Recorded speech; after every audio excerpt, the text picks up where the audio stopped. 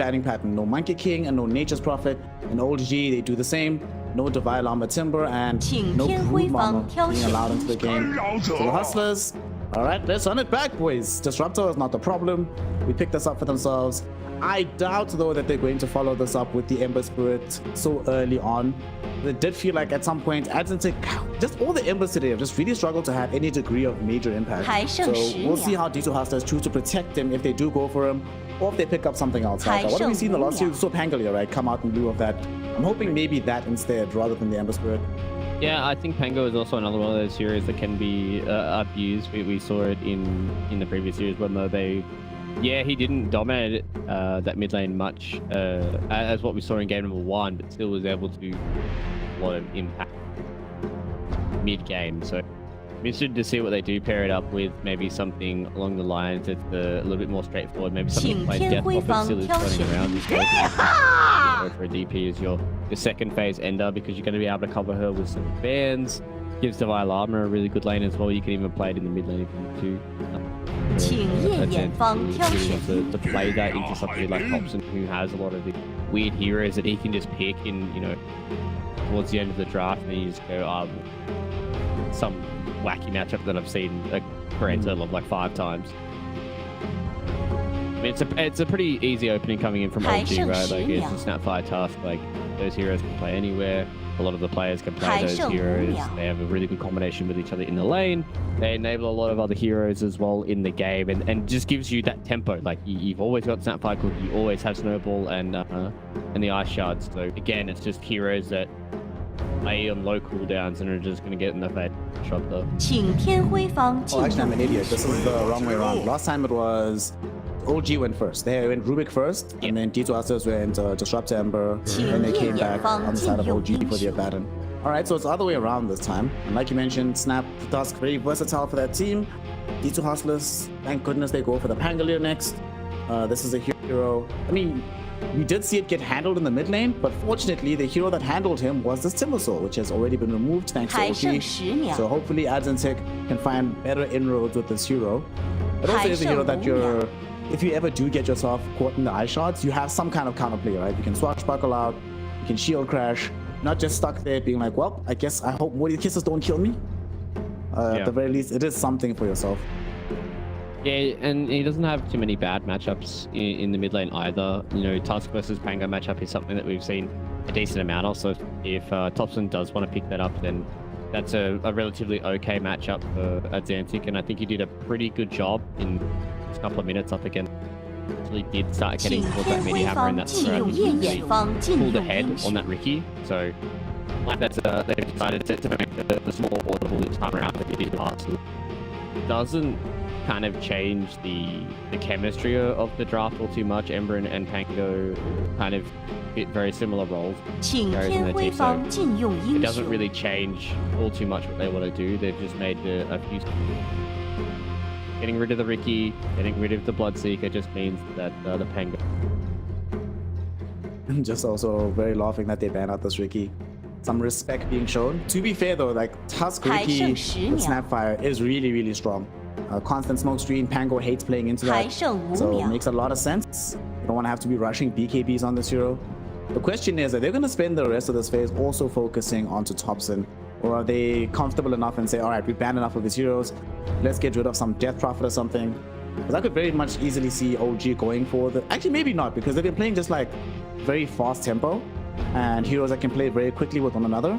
So they might not want Death Prophet for that reason. Although Resolution does play it very well. Yeah, Rezo does have a lot of heroes that are very lane focused as well, that can be quite scary. So I think that's kind of what D2 Hustlers are thinking of right now, because Oldg will have the response coming out of this ban phase as well, so they're going to be able to have the first pick, and they're just trying to make sure that they don't get themselves caught out in an area where they're going to have 2 quick responses and then Oldg get the counter pick and cover, right? So want to make sure that they're dotting the right T's and falling into a bad spot. I like the Ember ban hero that can just fast as well. We've seen what happens when Ember can start to take over games. It was in the first series between Secret and Alliance. Armel just had a standout performance on the Ember in game number 2. showed that he was a very, very strong player. 还剩5秒。 Ember Spirit, so for free. Let's see, OG, they might just show the Mirana here. No matter who goes middle, even if it's not Tusk or a different hero down the stretch, can set up quite nicely for these Mirana combo plays. We've seen how good they can be moving around the map with Moonlight Shadow as well. So that could be pretty dangerous. And I guess what I was looking back, the amount of economic damage that they cause to D2 Hustlers, forcing them to constantly have to think about vision all across the map, made them have to expend much more than they wanted to. Between the two supports, I think they bought like 11, 12 dust throughout the game. They had to buy, both of them had to buy gems. They had to be spending a lot of money just keeping a track on this Ricky and the Mirana. So if they get at least one of those and force some economic damage back onto D2 Hustlers, it would be nice to see. 100%. Not sure if they still want to go down that path of Mirana, though. This is a lot of good heroes. They get rid of it themselves. But they want to play kind of classics. So this could go either 4 or 5. I know Seb is a big tree enjoyer, so be a position that kind of makes it hard for you to pick a safe lane, right? Because disruptor into tree is going to be hard for you to play around because you want to try and abuse glimpse and get trades that way, but the tree's just going to duck in and out of vision and kind of punch you and then throw Nature's Grasp out and get the leech seed going and really just enable Rezo, who I'd imagine is probably going to be on snap this time around. Betting man. Possibly. Still don't know, because Tusk could be mid and then Snapper support. It's just so frustrating to draft against OG. You just do not have enough information in advance. I think this is where you are, as a meme hammer enjoyer, one of the reasons why we haven't seen Tree and Protector as much is the rise of this Meteor Hammer item. Like, even with Living Armor, you still do damage through it. So do any of the Meteor Hammer offlaners stand out here that you'd want to pick into the Tree? I think one of the good ones is Mars. That's kind of floating around for me, for D2 Hustlers. It gives you a lot of good team fight. Yeah, you have to play up against Snowball Save and Mortimer's Kisses can kind of push you out of your combination, but it's a hero that finds the tree in the trees. You're able to build Meteor Hammer if you want to try and go for that build as well. Gives you kind of blink initiators that you really need because you need to make sure that you can punish a lot of these heroes. Also, Spear is a good display. So, yeah, I think Mars will be a really good pick here. But the one concern is you haven't banned out any of these. If you do pick the Slark, so that means that maybe they might be okay with picking the Mars hero and then kind of. Some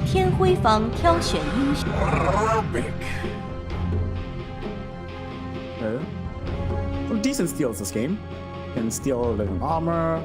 Ice Shot is decent. Fire Snap Quickie is very nice. Morty's Kisses are very nice. Not the easiest like 1-2 quick punch steals, but still some decent enough stuff. You can also steal Overgrowth if you ever get lucky enough to get that spell. It feels quite nice. Although it does mean that Disruptor and Rubik are two supports that sort of fill a similar niche. So they are going to be a little bit lax on the damage front for now between the two support duos, unless like this Rubik has a phenomenal early game. Do you like it overall, seeing this Rubik here? I guess it's also safe against the Tusk, so that if you get shot early enough, you don't that worried about the eye shots. Yeah, it is a good game to play Rubik, but I feel like they're like Oldg can just pick another hero that just goes fast. Okay, they're just gonna play a little slower with the expecting them to pick another hero that kind of just runs at like Rubik, Disruptor, as well as Pango, and then you don't really have a hero that's enabled to give a bit of chaos for the Slark as well, because you look at this D2 Hustlers draft and you say it's basically all the Slark damage, right? The only heroes that are going to enable a lot of this chaos are some more tanky frontliners, and then again you're still running a little low on damage. It's when this Enigma really comes into his own, because if you have very simple black hole targets, you don't have to wait for a 5-man black hole to line up. You just get BKB, you jump in, you black hole the Slark, and then Oldg come in with their damage and they kill him. So it's going to be hard now for D2 Hustlers to pick a hero that's not just going to be ignored by Oldg. I am definitely worried about the stage of the game where Enigma has like BKB Greaves, and Tree and Protector just doing Tree and Protector things.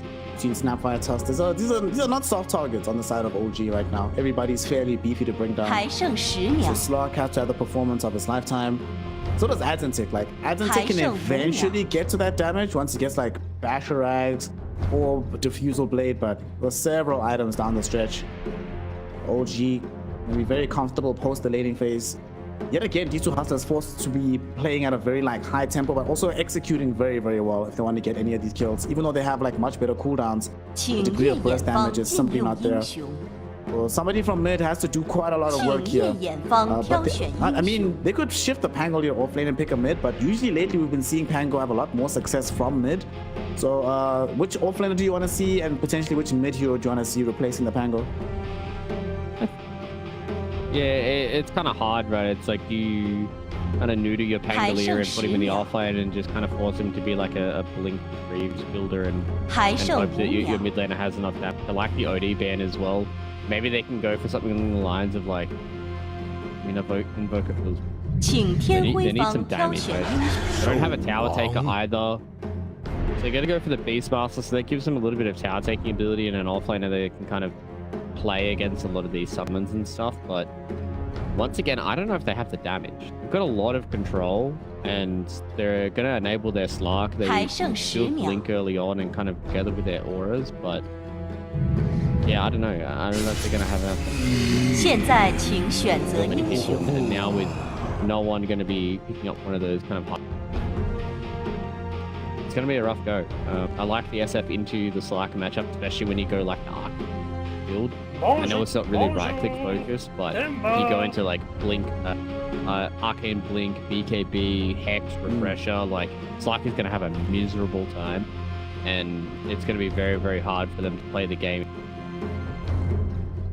He needs to be the one that does the damage, and he needs to be the one that carries for them, because outside of that, they're not really going to be able to take towers against Oldg, and yeah, it's a little rough draft coming. Of course, one of the rough situations happens again because of how hard it is to draft against Thompson. It is indeed Thompson going mid on the Snapfire. I can't believe that of the 4 heroes in the game he's played, of the 5 heroes rather, that they've picked, 4 of them he has played in the mid lane before, so difficult to deal with. They put this on the Snap. The lane against the Pango is going to be perfectly fine for the Snapfire. This SF doesn't really feel like they're going to have an easy time dealing with him. Firstly, getting to him is going to be quite difficult, especially once he has BKB. They have one spell that pierces BKB that gets immediately countered by the Tusk. It can cover him with the Enigma. D2 Hustlers have the work set out for them. However, this is also Divine Llama on the Beastmaster, and he has made magic happen in the past. Speaking of this Beastmaster, is this a Meteor Hammer hero? Will he be able to pick up that item to try and contest the Shield Protector? Or should he just go for the usual build, get some Helm of the Overlord, and just play as a huge mass summoning hero in this game? I'm a massive meme hammer enjoyer, but I feel like if he goes meme hammer this game, it might be a little bit. I want to see him get some auras. They play together. Slark can go something early like a Shadow Blade, and he can try and play, behind the towers as they're walking in and try and put their faces in, and then if they ever see any ways for them to go in, they roll somebody, they roll on top of them, they take them down pretty big. So it should be a pretty good lane for the Beastmaster as well. We've seen a lot of these axes build do a lot of work. You Beastmaster throws a few axes. And he should never really have too much of an issue with the Sheen. That, obviously you are a melee hero in the way that you've been farming. Say relatively be under threat of being full raise walk down. Yeah, it goes for them. So now the priority will be just getting their hands on some bounty runes, making sure that they have the ability to play the game from that perspective, having some additional gold early on. Slark has a lot of responsibility on him. You have to do pretty much everything for your team, my friends. So good luck, have fun. It's going to be a rough game. To be fair though, it looks like there is a lot of comfort for a lot of these players as well. All masters, all platinum tier and up, and then all gold tier and up as well. So a lot of comfort here as a lot of these players floating around. So I feel like this is a game that you want to try and bring the comfort out in a draft that you feel confident in. Trying to do it with D2 Hustlers. If Slark can get off to a Rager start, then yeah, he can be strong. But at the end of the day, if you start getting into the game and you're going up against, technically it's like it is a dual core with Thompson on the supply where he likes to go build, but at the end of the day, like you're going up against a solo core in the slot that can kind of just get black holed or just requiem. It's really going to have a hard time. Of course, we'll have to overperform here, but we have seen a lot of these slot players in do or die situations. That's when the hero somehow comes out on top. If there's ever going to be a game where they need that to happen, it's going to be this one. As D2 Hustlers could easily find themselves going 1-1 in the division if they go down 0-2 here. And Oldg slowly but surely still finding their form, trying to get themselves into Division 1. Now, how about this top lane, just in terms of how things are going to go early on? With between 7 Resolution, obviously I don't think they die here, right? Don't think either of them really have any major threat against the slot disruptor. Yeah, they should be fine until you start getting into low levels into the Slark, but usually by that time, Rezo probably would have picked out of the lane. Can't really deal with the Eidolons all too well. Really glimpse and pray with Seb, but if you ever get to a point where the disruptor or the Slark are even an inch out of depth, then you can definitely find for Rezo instead, but the way it's going, Rezo should be A-OK. He'll get his farm on, chill out, and settle around about the 6 minutes towards that mid lane and start. So far, Thompson doing a decent job middle. Him and Adventech playing very aggressively into one another. Top lane Seb. But he must allow a little bit. We're going to glimpse him back here. Yuma does have access to the pounce. He gets it off right now. Ice Shard's play from Seb not going to be good enough. And although they don't actually keep the chase going from Yuma, so Seb will be allowed to end up living. I think Yuma didn't believe that it was worthwhile to keep chasing him, potentially lose out on more farm in the wave. Instead, they're going to angle their attention towards Resolution, trying to see what they can get out of this one. Pounce is available off the glimpse. We're going to go for this play here. Yuma goes on top of him. Do they have the damage with the Dark Pact? They do not. As we do have a beautiful set of ice shards coming through from Seb. He's only level 2, so he doesn't have Dark Pact yet. Not level 3 just yet. If he had the 1-1-1, maybe against Resolution, but at level 2, that's the best you can hope for. Okay, that's something. They just force them to eat a lot of regen and show a little bit of dominance here in the top lane. Yeah, Rezo did have 8-1 charges as well, because he was waiting on teams. And something that I've noticed, the way that he plays the offlane, he really does kind of greed pretty hard for his 1 charges. He makes sure that he doesn't want to use them unless he has to. And very close to going down. So the CS though is starting to become a bit of a concern. Thompson is doubling up on Atlantic in the middle lane, and no one is doing a really good 20-7 against the 3-1. So yeah, no one is I think he wants to go to bed or something, or go out and have lunch. Like it could be a pretty straightforward safe play.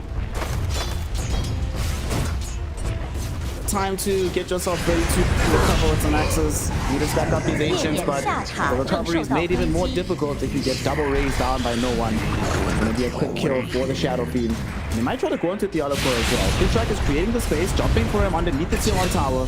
Do they have the damage to bring him down? Yes, they do. And they have the cover thanks to the creep wave still being available. Another one comes in to block off some of this damage.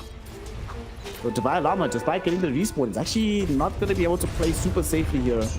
Man, this is a perfect start for a Shadow Fiend. Bro, he's just sitting there denying the creep wave underneath his nose. Oh, stop it. He's already dead. And I guess this is one of the big positives of a lot of these carry players transitioning towards the safe lane. A lot of these heroes that were traditional, mid staples are now becoming safe lane heroes. Yeah, like the Shadow Fiend. He might die though. No one's gonna get himself brought down by one more set of wild axes. Divine Llama might find a double kill off of this actually. Killtrack will find some revenge onto this Rubik, but his own life might be forfeit as a result. Divine Llama can't keep the chase going though. Second set of axes is not enough damage. Nonetheless, they find some revenge onto no one. Pretty crucial kill because it also allows Beastmaster to finally get some degree of CS. He's literally doubled his CS in the last 10 seconds compared to what he got in the first 5 minutes. Yeah, but no one comes back. Power treads, full mana, full HP, walks in, bada bing, bada boom, and unfortunately for Divine Llama, He gets another 14-second rest. Get this game going. But Oldg, they're starting off red hot, and unfortunately, the way that the draft did pan out, they really need a lot of their cores to come into this mid semblance of farm because they need to enable slot.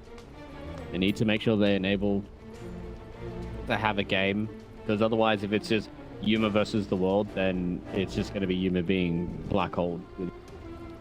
SF can deal with the Pango roll through BKB. Yeah, he's going to get roared and all that stuff, but then you got to worry about Thompson. He's having a very, very good time right now. He can go for like a magic damage builder even if he wants to as well, and we've seen what these cores can do on the Snapfire with how much they can do early on. So there's going to be an issue of you running into this mid game where if these lanes continue on the trajectory that they are right now, that you're going to be a few thousand gold behind, and you're going to have to put all your eggs into killing one hero, and if you don't even kill that hero, then they can just do the same to you, and you just... Right now, the world of Thompson's Waster just has some vision and some range drops on route at the moment. So he's still chill. Doesn't feel like he's really under any genuine threat in this mid lane. He knows there's no level 6 just yet on the Pangolier.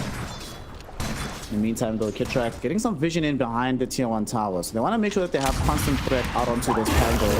Pango right now in a little bit of danger. Fire Snap quickly came out, but Swashbuckle came first. But here comes the snowball from Zeb. Zeb's going to set him up, and they should be able to bring him down. Thompson, the one that picks up the kill. And that is going to be Zeb, not even getting brought down for this one. He gets dragged back in front of the tier 1 tower, but they can't find the body block. Zeb just TPs out right in front of their faces. Oh no. And these heroes came in, Fluke, to protect this Pango, but instead all they can do is just watch him die.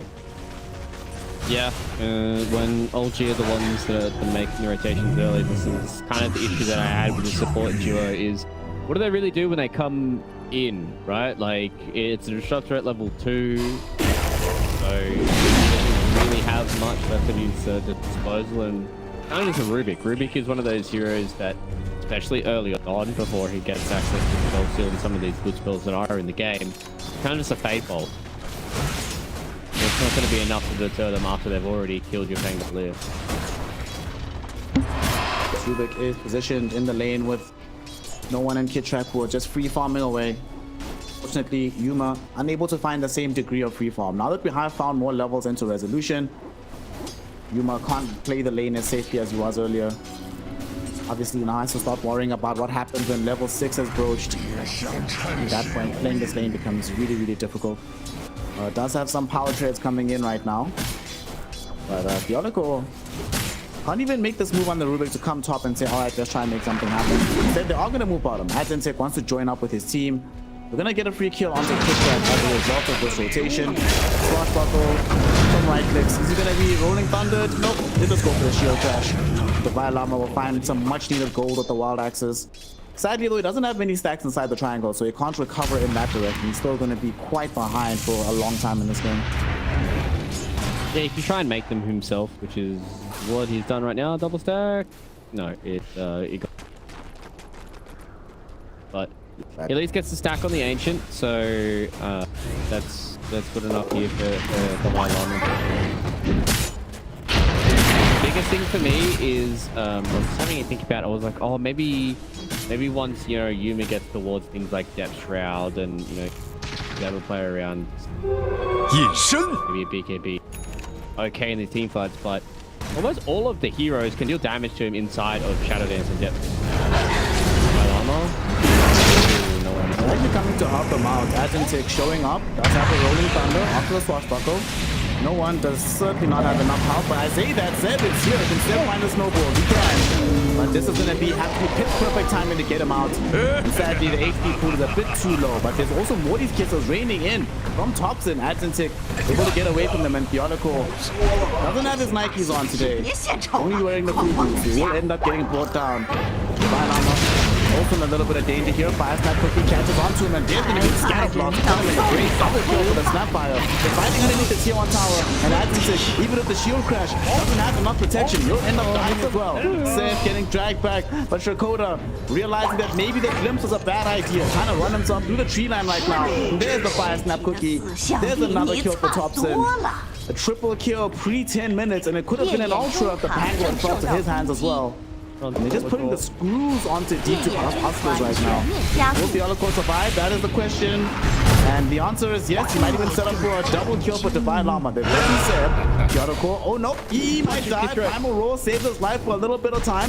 Kitrak really wants just one more hit. Not gonna find it. And Divine Llama instead gets the double. Lots of action happening in this fight for the map loop, but it's gonna be Oldg happier with how it all shook out, but still a little bit disappointed to lose 2 heroes. Yeah, they would have loved to have made that nice and clean, but you know, you lose by the Oldg way. You die by the Oldg way, I guess.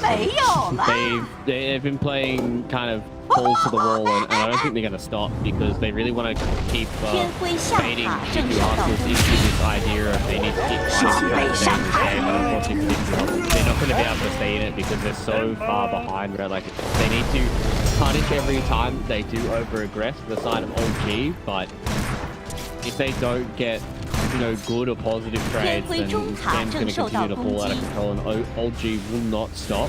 And that's the biggest thing here for D2 Hustlers is they need to make sure that they're constantly punishing, but still making sure they're getting their farm on. Because no one, we saw what he did in game number 1, and I'm sure he's going to do the same thing here on Shadowfiend. He is more than happy to lap up some creeps, get some objectives while his teammates just go around and shoot some gaps a little bit and sub for him. Not that often that you see top net worth in a game at 11 minutes as a Snapfire. But that's what's happening here. We do see a smoke rotation from Kitrak and Seb, hoping to try and find Yuma. But Yuma has already gotten the memo that playing top is a very dangerous thing to do. He's chilling in the jungle, trying to recover his own farm here. They're closer and closer towards having Echo Saber, presumably into Ags. BKB will be necessary down the stretch as well. Yeah, I think fortunately for Yuma, he has a lot of items he needs this game, and may eventually just fall into one item syndrome where, you know, really the first go, they had Black Hole here as well. He did get off the Shadow Dance though. He was able to toss in the opposite direction. He's really trying to survive here. He does get out at the last second, but there's still too much damage coming back from the leech seed. And he will manage to find the kill. That is going to be one dead Sloggy Slog. Can't do anything in the situation.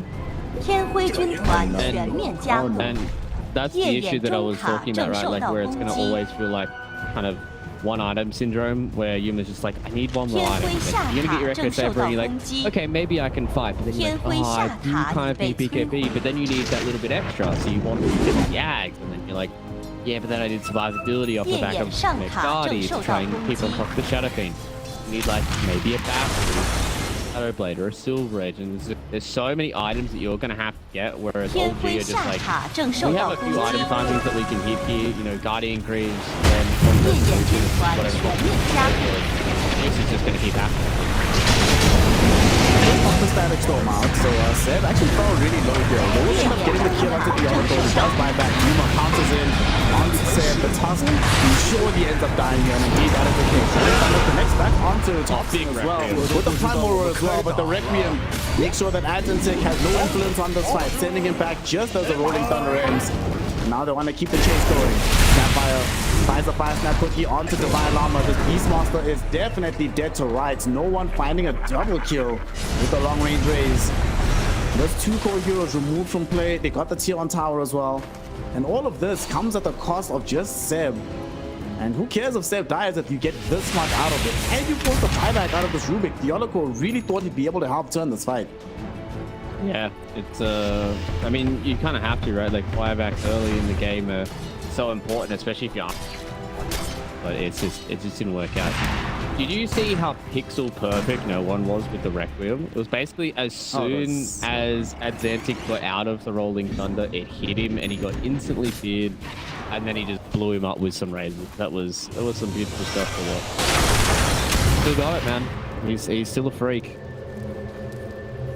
One just needed the right environment. Under these conditions, he can still play very, very well. Right now, they need to find something, some of that wow factor on the side of D2 Hustlers, because they are just being slowly but surely outpaced everywhere on the map. And look at this poor Slug. Where is he supposed to find net worth and farm? He's lowest with all the cores right now. But if they're taking over the map like this, they still haven't punched through the tier 1 towers mid or top. Where's there even enough net worth for him to catch up? Because they still need these ancients for the Beastmaster as well. Well, that's the thing, and that's why a lot of Oldg's games either turn into slow grinders or they blow their opponents out of the park because they do stuff like this and they're constantly outplaying and outfighting them. Seb is gonna get brought down here. The Morty's Kiss has almost brought the Slot down. He's forced to retreat. Big smoked up from OG, so they're bringing in reinforcements. Fire Snap quickly lands onto Biolico and he'll die right in front of the outpost. That's 1 for 1. However, the resource expenditure does feel a little bit higher from D2 Hustlers. And they still can't maintain control of this area. They get bounced back. And unfortunately for them, because Yuma was involved with this kill, I mean, yeah, sure, it is a good kill to be involved in. He feels a lot better about himself, but it's not like this Shadow Fiend hasn't just been farming on the other side of the map and is now about to farm some heroes as well while he's at it. Primal Roar will hold back the Treant Protector. But will this Treant Protector actually end up being able to get the catch here? He has Overgrowth at the ready. They're just looking for him. They find him. The TP out will be there in time. 天辉中塔正受到攻击。 A little slow to be able to find him out in the trees. Did a really good job. Yeah, I mean, it's just kind of the same scenario as last game, right? Where the whole time you just have the 4 guys on Oldg just running around and just taking up the map and making it extremely hard for DTRs to play. And then you look back and you're like, oh, no one's got an item to. Oh, okay, no one is now 2k ahead of the next 4 or 3k ahead in this case of the next 4 on the enemy team. And you're just like, this is why these guys, you know, played the way they did in the qualifiers and now are starting to make their way through the 2 is they really do suffocate the map, and once it gets to a point where maybe they start getting punished for a little bit of their greed or punished for a little bit of their dives, then that's when it really starts turning into a slow grind for them. They've always got that kind of insurance policy in no one. Like they understand that the heroes that they draft are always so good at playing around each other, and then no one is just sitting back and just mopping up all this space. And they go, oh, we may have half lost a fight here or there. No one, are you ready to join? And then he does, and then the team fights and get blown to pieces, and it becomes a snowball from there.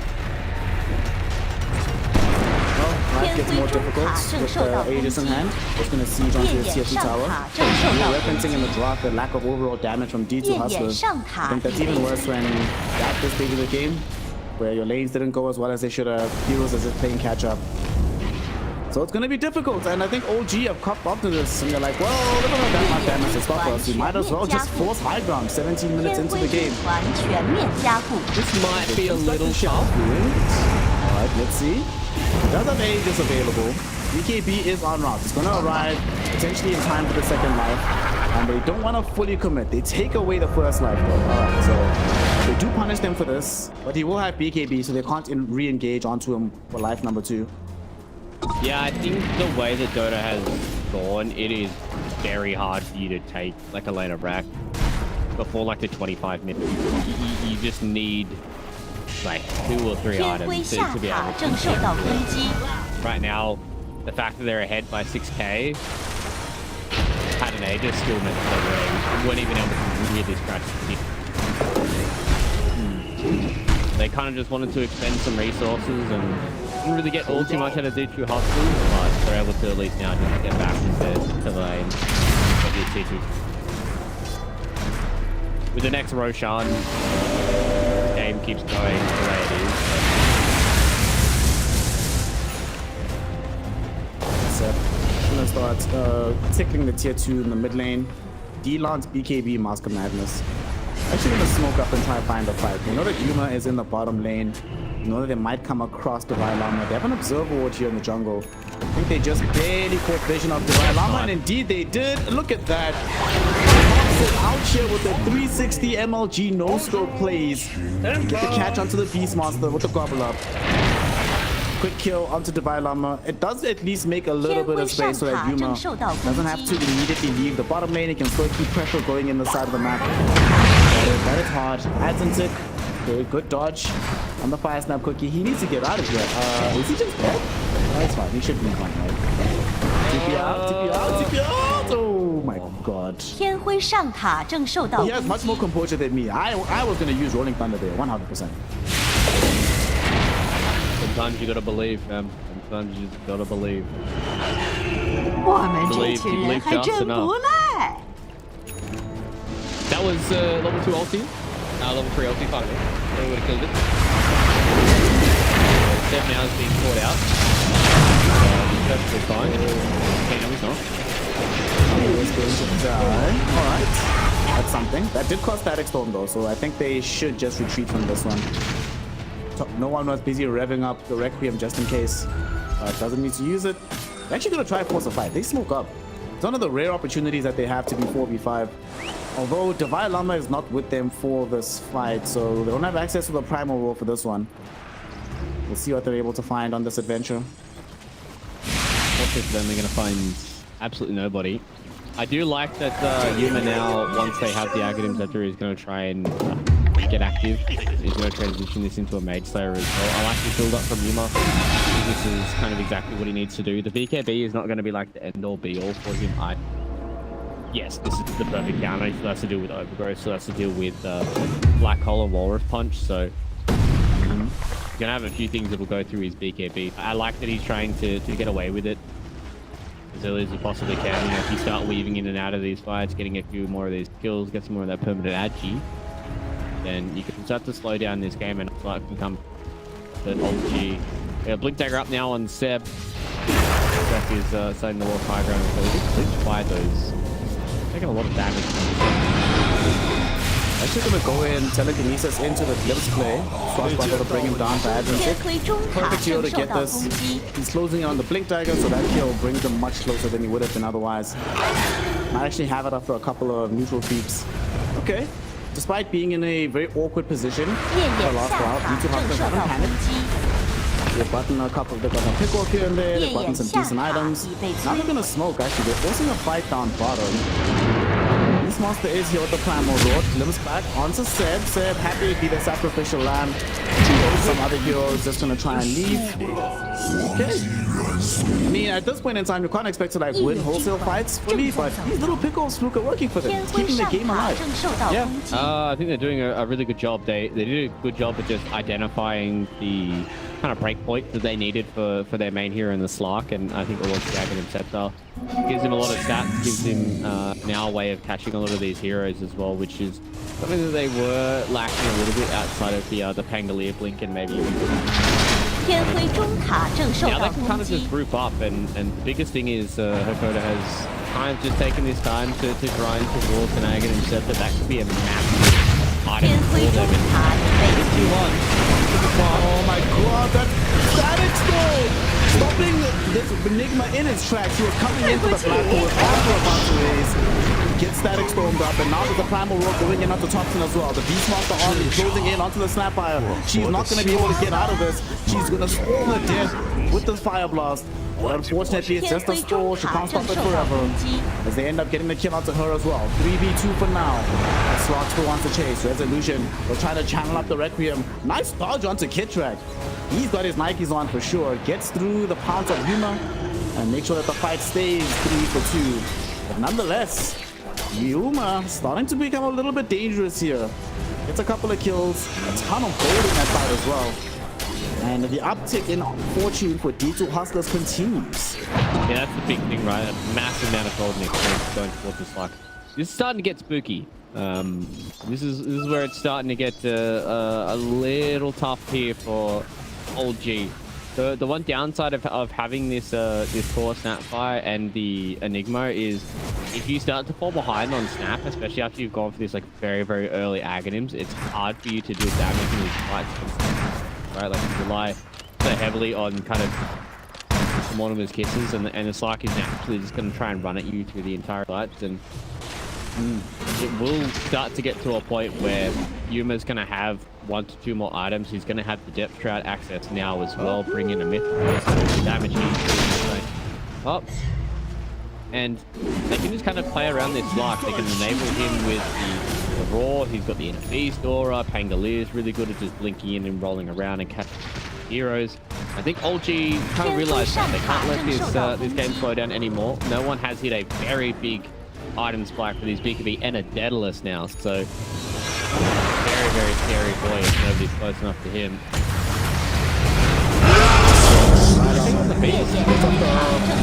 Onto no one. They steal black hole. What can Theoloco do at the back? The black hole onto 3 Europe. They're going to be able to find the rolling thunders onto all of them. They bring the Enigma down as well as the Treant Protector. They've lost 2, but they might be able to get Toxin off the back of them. Slowing him down with the Diffusal Blade. He tries to get out of the kinetic field. Won't be able to do so. But no one comes back in as some backup. Seb creates the space with the Blink Dagger. No one supplies the damage. That's going to be another hero brought down on D2 Hustlers. Despite Theoloco playing out of his mind there. They have explained it so much. I thought that was it, fam. I thought that was going to be the Holy Trinity. I thought they were going to drop the Black Hole. They dropped the Sag Storm on top of it as well. They just didn't quite have the damage to take down no one. They put the extra effort into resolution. You see it here again. I think they kind of got caught off guard by this BKB coming in from Dalai Lama, and Theocor brings in massive 3-man black hole, and one of his kisses comes out on top as well. And you can see that Yuma just couldn't commit because the BKB got popped coming in from no one. It does get feed away, but that, I mean, they have wrangled this game back to a very decent standpoint now, where you're not all too worried if you're D2 Hustlers. Kind of a counter Oldg though. They can do some weird stuff, and no one is a very, very big Shadow Fiend right now, but Yuma's starting to come back. Yuma is now number 3 in the net worth. Still a decent amount of net worth away from the Shadow Fiend. However, the concerning thing is that the bulk of the difference between the 2 teams is located basically between the Slok and the SF. So Yuma, Fido 2 could still bring him up into a very decent place. Building up into the BKB right now, and both teams are just posturing around Roshan. 42 seconds until the big man is online. And if they let this Aegis fall in the hands of this SF, that does feel like it will spell disaster for D2 Hustlers, but they've demonstrated that they can fight here. Man, imagine Fluke if they had this Blink Dagger for Dalai Lama, if he didn't have to always walk up to use the Primal Roar, how much things would change for them. Yeah, especially in combination with the Slark Axe, right? Like the initiation range for both those 2 heroes would be massive, but I have to wait for it. The BKB did work out in that previous fight, so for Dalai Lama just now. I think it's just going to be in this next Roche fight is where you're really going to be reeling from the fact that, as you said, Roche is going to be right about now. Going to come say hello with his little basket. It's going to be a little harsh for them to come get this fight going without the Blink Dagger, and especially without any hidden vision from BKB just picked up for the Slok. D2 Hustlers smoke up as 4. They have Rolling Thunder, they have Static Storm, they have Primal Roar, all the tools that they need. None of the Black Hole that we saw stolen earlier from the Rubik, but they will make the initial jump. They find Seb. That's a very early Static Storm. They're just going to try to ensure that they can get this kill. At the same time, the roll. Oh no, they found Thompson. That's the roll onto the Snapfire. Will they be able to get this kill? Overgrowth delays it for now. However, Theoloco does manage to steal this one back. Yuma takes him off behind while he really wants Thompson and will be allowed to fight him. At the same time, though, the red team buys a little bit of time. There's the Black Hole. It doesn't catch the Slok. The damage is going to be out thanks to the drop pack. And Enigma, though he does manage to get the kill onto Rubik, he will not be able to protect the Shadow Fiend on the back end of the fight as they do find no one. And now Yuma not able to get the secondary pounce. Still on cooldown, these charges onto the TPing out Treant Protector. Nonetheless, though, D2 Hustlers, even without using a buyback, they managed to win the fight. The Enigma Black Hole, if it was a few units south, catches the Slok and that fight turns. So instead, D2 Hustlers get the fight, the Aegis and the Aghanim shot for themselves. Yeah, that's a big old swing now for D2 Hustlers. Have a look back at this fight. They put a lot of emphasis on Seb, and I wasn't quite sure if this was going to be the play here for D2 Hustlers. They popped the Sectorm, they popped the Depth Shroud as well to try and just get that kill. They committed so much on Thompson, and he just gets the fight that puts him away. But just the amount of chase that the Slark has to the Aghanim set so hard for them to play around with, where it really starts to get to dire threats. You can see just how close they are to being Black Hole as well. Not sure if they would have had the damage to the BKB to be able to kill Black, but sometimes Dota does just come down to a few units here or there, and the way that it worked out there for Rezo, and now Agony sets are completed for Hakoda as well.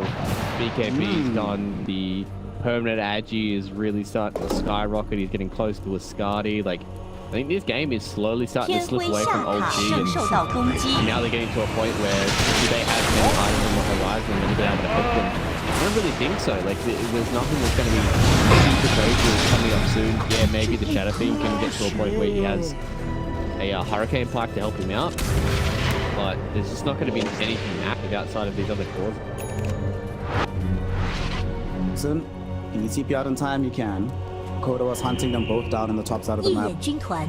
Another thing that we saw in that fight was Theolocore. His influence in these games, in these team fights, with how easy it is for him to steal either Overgrowth or Black Hole. We saw in the previous fight the impact of Overgrowth, stopping no one from closing on the fight with his BKB.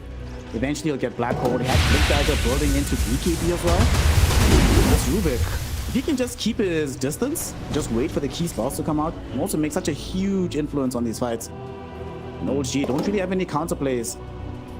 Now you're playing into, like you mentioned, the Ag onto the Disruptor, plus whatever spell Rubik steals, plus Primal Roll. Things are starting to feel very difficult for a hero like no one on this asset. BKB is already down to 6 seconds, so it's also not the most #1 panacea of all the magical damage coming in from D2 Hustlers. Yeah. Now it's just going to get to the point where the slot can really start to take over this game as well. And I want to touch on the Slark needs to have a good game, and I think Yuma definitely has. I think the way that he's doing these things really impressed me this game, and fortunately for Thompson this time around, his item progression is really kind of stagnant. Oh, he couldn't kill it out with the BKB. They know that the Aghanim Scepter is ready again for Hakoda, so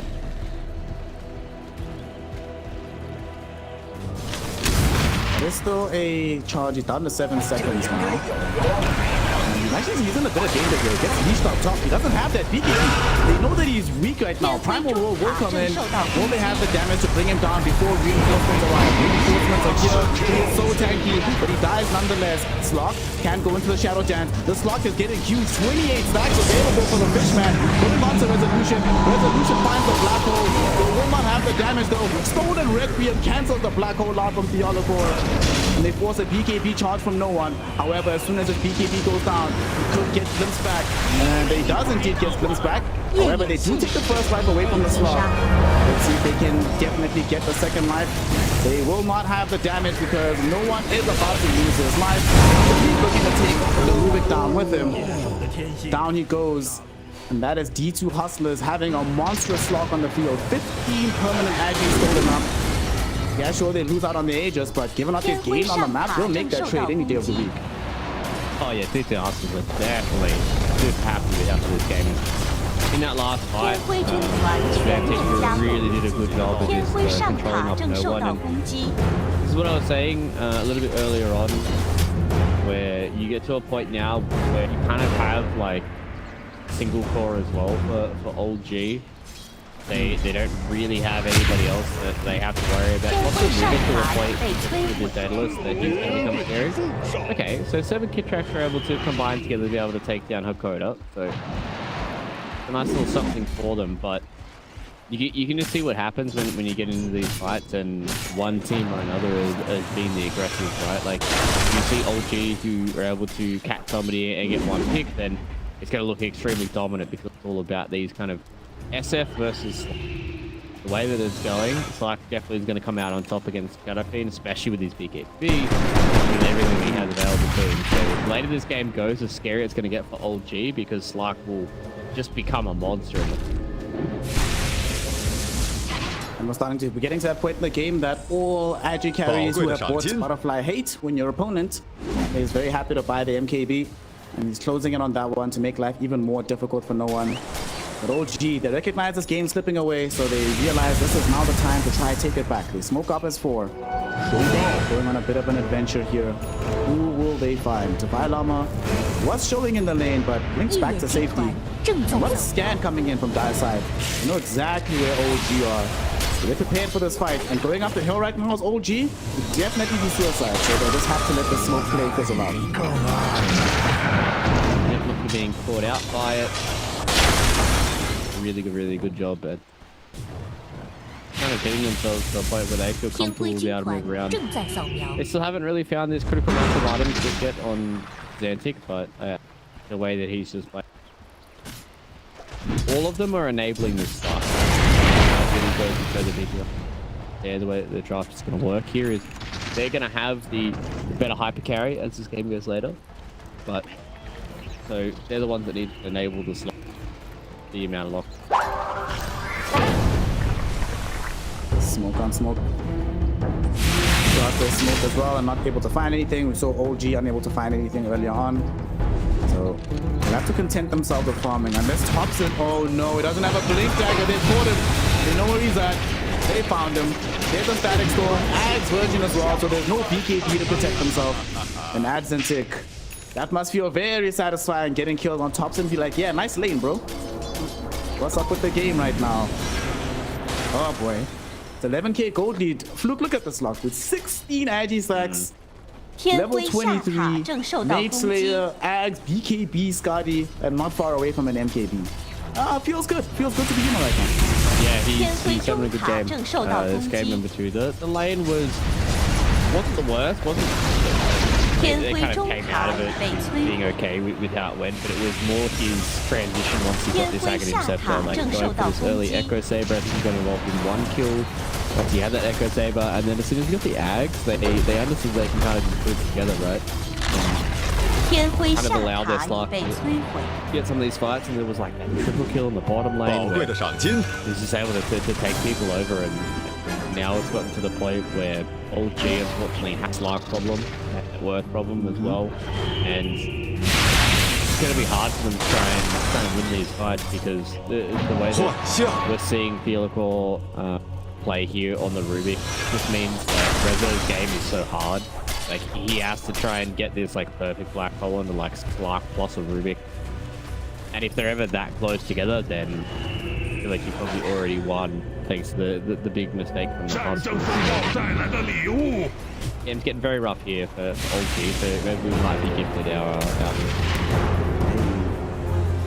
Poor Resolution has pretty much had no influence in this game outside of like a couple touch black holes, but beyond that, he just can't play the map. You have to worry about the static storm, you have to worry about the slug getting in his face, you have to worry about the Rubik steals you mentioned. You can't buy BKB, there's kind of no point. Has to buy Lincoln Sphere, has to buy Blink Dagger, it's a lot. Very difficult. Not an easy game. And let's see if they find anything off of this though, as they smoke up. Won't be able to get anywhere on the map. Already have some Pango illusions scouting out that Roshan is indeed back. Fairly early one. Both teams recognize how important it could be to pick this one up. The refresher shot, so for Radiant side, that could mean multiple black holes. The Dire side though, I imagine that means multiple static storms, which is really scary to deal with right now.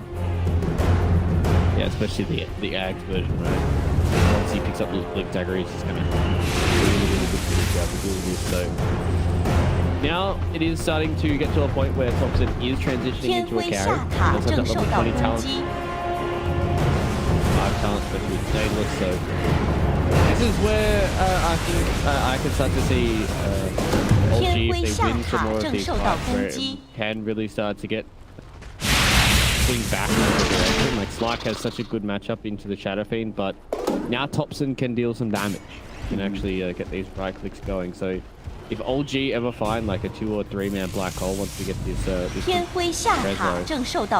then it's going to be a pretty scary fight, right? You have to put your attention on either of those maps.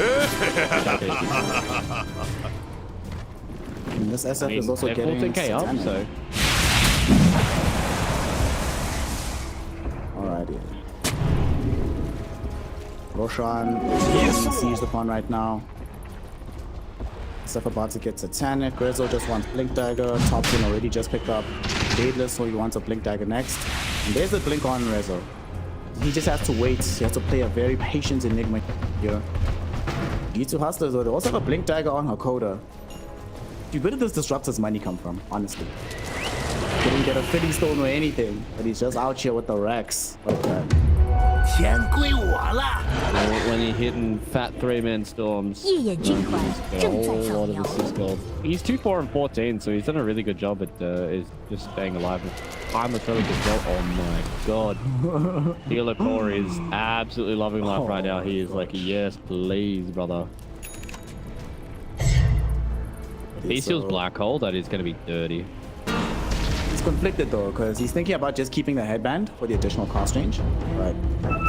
Relic feels very good. They're going on an adventure now though. They feel like they're strong though. The Slop also has a trickster cloak. So although he has an MKB, Shadow Fiend certainly does not. Oh no, they found resolution. He does have buyback. Alright. You see the right click there. They're coming out onto this Pango here. Pango almost died, but Seb can't catch onto him. And there's a primal roll onto this Shadow Fiend. And that's gonna die. Yuma finds a double kill during his BKB duration. And now they're looking for more. Thompson in a little bit of danger here. Activate the BKB. Yuma forced to get back here. No one has brought back for this. Woody kisses are going to rain from the heavens, but not going to catch anybody substantial. As deep.